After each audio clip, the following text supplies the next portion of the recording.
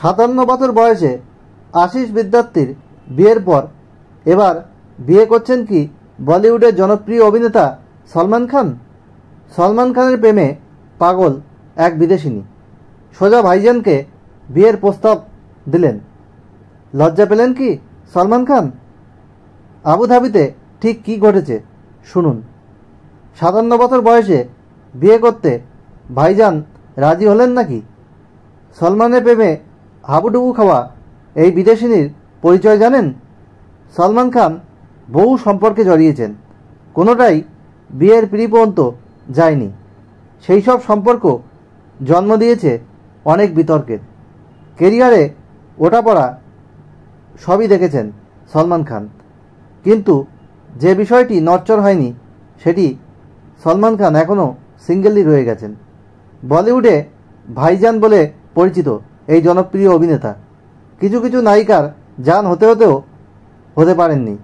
এবার শোনা যাচ্ছে এক বিদেশিনীর প্রেমে পড়েছেন নাকি সলমান খান, নাকি সেই সুন্দরী সলমানকে নিয়ে স্বপ্ন দেখছেন। আইআইএফের এক অনুষ্ঠানে রীতিমতো তারকাদের হাট বসেছিল। ভাইজান সেদিন অন্য মুডে ছিলেন।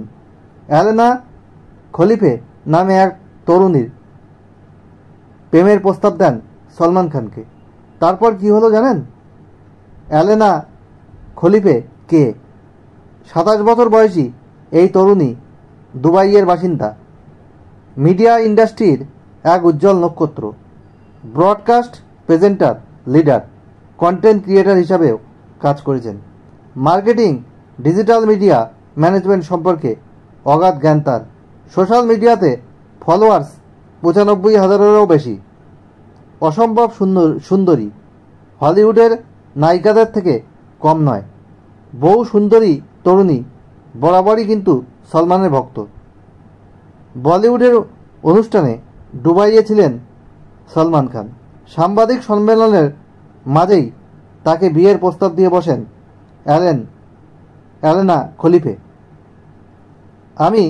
তিনি বলেন, আমি হলিউড থেকে এসছি আপনার জন্যে। আপনার প্রথম দেখাতে আপনার প্রেমে পড়ে গেছি। আপনি আমাকে বিয়ে করবেন? সোশ্যাল মিডিয়াতে ভাইরাল সেই ভিডিও। সলমান কি রাজি হলেন আদৌ? তিনি এসে জানান, আমার আর বিয়ের বয়স নেই। আপনার সাথে আমার 20 বছর আগে দেখা হওয়া উচিত ছিল। সলমানের এই কথা শুনে অনেকেই অবাক হয়েছেন। সলমান এর কথা থেকে এটা পরিষ্কার তিনি হয়তো আর বিয়ে করবেন না।